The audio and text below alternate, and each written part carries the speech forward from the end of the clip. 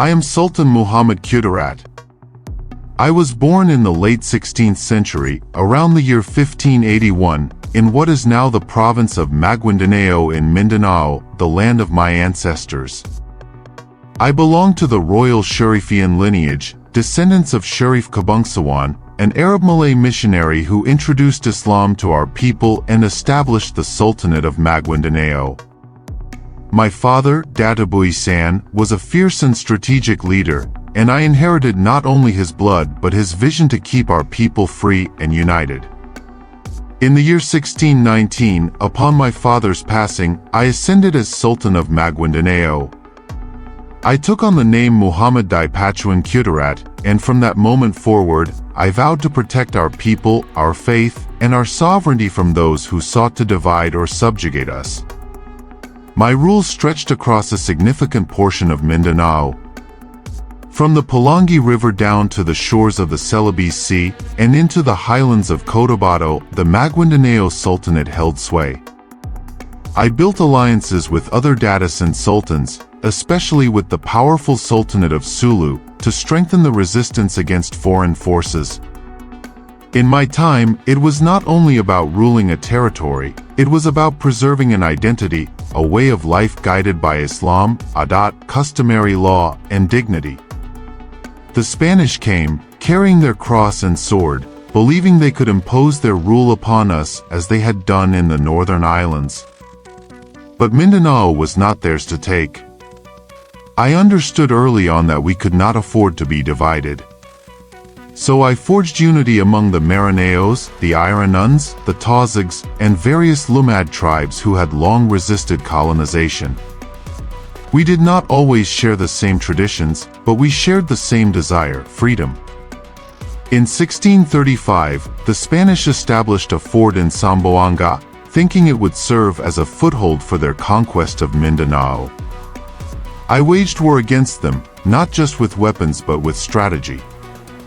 I used diplomacy when it was wise and fought when it was necessary. When they tried to control trade routes, I disrupted them. When they sent expeditions, we ambushed them.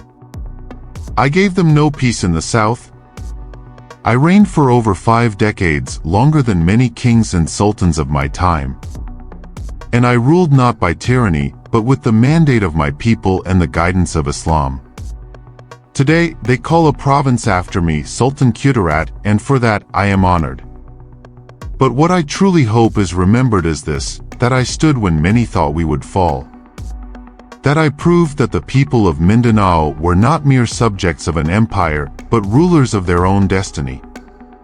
I am Sultan Muhammad Kudarat, and I will always be a servant to my people and a defender of their freedom.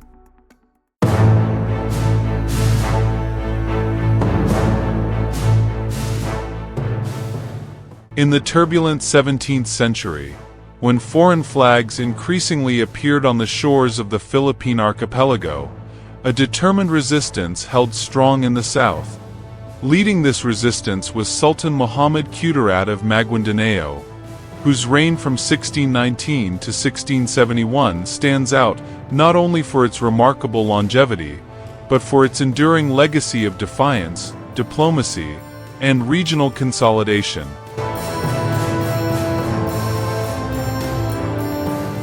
Muhammad Kudarat was born into the Maguindanan royal lineage, part of the influential house of Sharif Kabungsawan, who introduced Islam to Mindanao and established the Maguindanao Sultanate in the late 15th century. His father, Datu Buisan, was a formidable leader who had already resisted Spanish incursions during his time. Upon his father's death, Muhammad Kudarat assumed leadership as Sultan.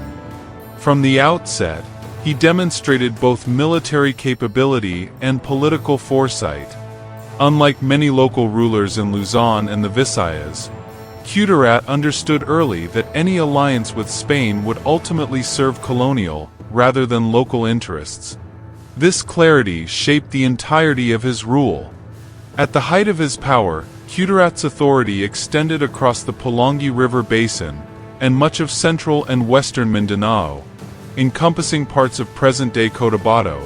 Sultan Kudarat, Maguindanao del Norte and del Sur, and even areas that reached toward the Zamboanga Peninsula and the Lanao regions.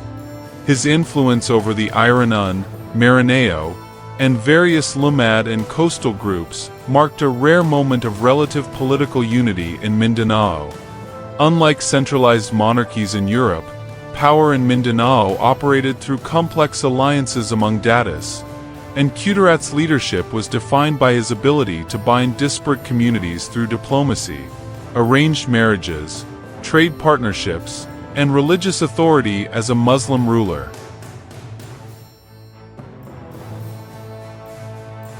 In 1565, the first permanent Spanish foothold in the archipelago was founded in Cebu by Miguel López de Legazpi, following exploratory expeditions by Ferdinand Magellan and others. However, Cebu and surrounding islands lacked the strategic and economic promise that the Spanish crown sought.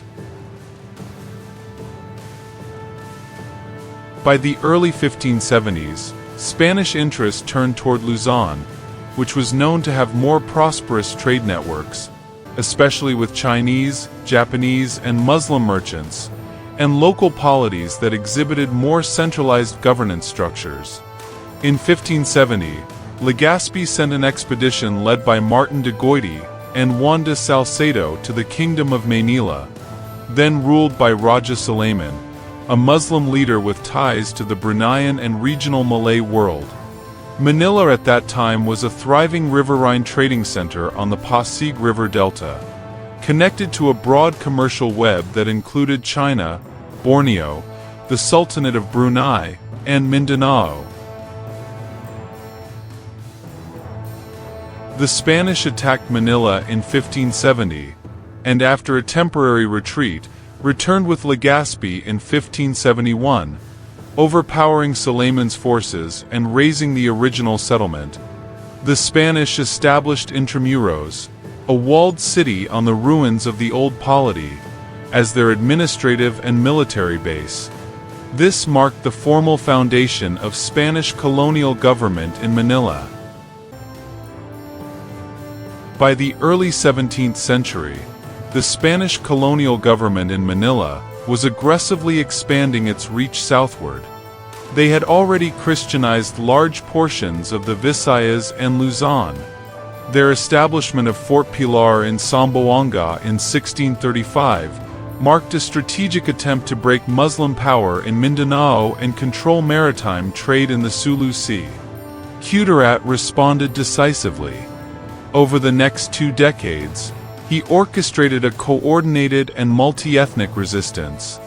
He forged tighter bonds with neighboring powers such as the Sultanate of Sulu, utilized the naval strength of the Iranun and Balangingi raiders, and leveraged regional trade networks to access firearms and strategic goods.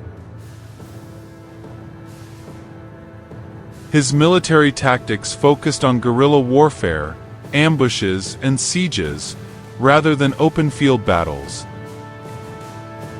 In 1637, the Spanish Governor-General Sebastián de Corcuera launched a major offensive into Maguindanao territory. They captured Lamag, Kudarat's capital at the time, and forced the Sultan to retreat into the interior. Yet, this did not signal his defeat. On the contrary, Kudarat regrouped and re-emerged with stronger alliances, forcing the Spanish into a difficult and prolonged struggle. By the 1640s, Maguindanao was back in control of most of its territory. Kudarat not only repelled further Spanish expeditions, but actively regained key strongholds. His ability to rebuild political authority after a temporary setback was one of the defining features of his leadership. One of the defining moments of Sultan Kudarat's reign was not a military engagement, but a public address that revealed the depth of his political insight. In the face of increasing Spanish incursions and subtle efforts to sway local rulers with promises of peace and alliance, Kudarat saw the danger of fragmentation. His response was not only a warning, It was a call for unity grounded in cultural survival and shared sovereignty. Sometime in the mid-17th century, Kudarat summoned various datus, warriors, and elders of Mindanao to remind them of what was at stake. According to sources preserved in oral tradition and colonial records, his speech went beyond rhetoric. It was an indictment of collaboration and a reminder of their identity as free peoples. You men of the lake, forgetting your ancient liberty, have submitted to the Castilians. Such submission is sheer stupidity. You cannot realize to what your surrender binds you. You are selling yourselves into slavery to toil for the benefit of these foreigners. Look at the regions that have already submitted to them. Note how abject is the misery to which their peoples are now reduced. Behold the condition of the Tagalogs and of the Visayans, whose chief men are trampled upon by the meanest Castilian. If you are of no better spirit than these, then you must expect similar treatment. You, like them, will be obliged to row in the galleys. Just as they do, you will have to toil at the shipbuilding and labor without ceasing on other public works. You can see for yourselves that you will experience the harshest treatment while thus employed. Be men. Let me aid you to resist. All the strength of my sultanate, I promise you, shall be used in your defense. What matters it if the Castilians at first are successful? That means only the loss of a year's harvest. Do you think that too dear a price to pay for liberty? This speech was not just about inspiring courage. It was a strategic intervention at a moment when the Spanish were applying pressure not only through military action, but through divide-and-rule tactics. Kudarat was acutely aware that local leaders tempted by short-term security could endanger the entire political structure of Muslim Mindanao. His words struck a chord.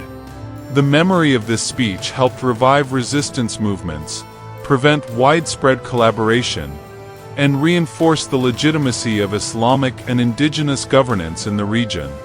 It is often cited today as one of the most important moments of Filipino-Muslim political consciousness.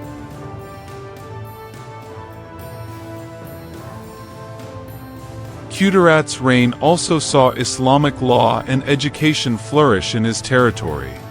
Arabic texts circulated more widely, local courts applied Sharia principles, and alliances with Muslim traders from Borneo, Makassar, and the Malay Peninsula strengthened the Islamic character of Maguindanao. Though he died in 1671, his resistance model deeply influenced the rulers who came after him, including those in Lanao and Sulu. His example arguably delayed the full Spanish penetration into Mindanao by more than 2 centuries. Indeed, it was not until the late 1800s that Spain would make serious inroads into Mindanao. And even then, they never fully subdued the southern sultanates.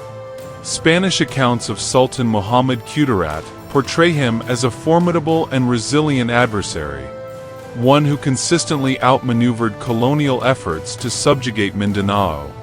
Governor Sebastián de Corcuera, in his military reports, described Kudarat as a leader of great cunning and resolve, acknowledging the difficulty of defeating him even after the fall of his capital, Lamag, in 1637.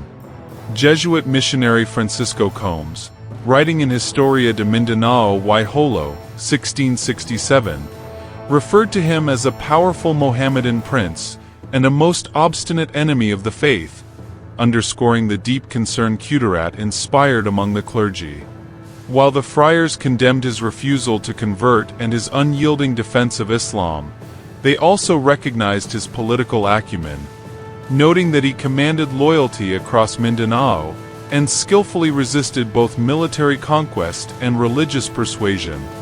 To both the colonial administration and the church, Kudarat symbolized not just a military threat, but a coherent Islamic resistance to Spanish Christian expansion, an indigenous sovereign whom neither diplomacy nor force could bring to submission.